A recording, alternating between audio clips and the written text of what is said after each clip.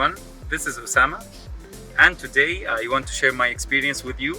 Today I changed my car audio to Clayton from Caronic, and actually I like it. It's Android system, and it has Bluetooth, it has Wi-Fi, and the best thing on it, it's connected to the steering. So I have buttons here, so when I press here, it reflects there in the car audio.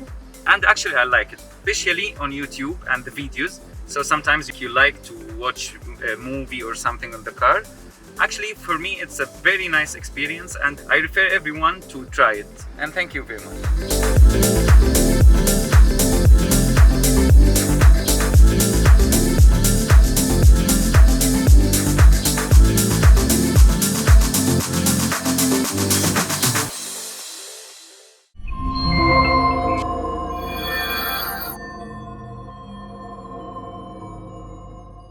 If you like this video, give it a thumbs up and subscribe to the channel.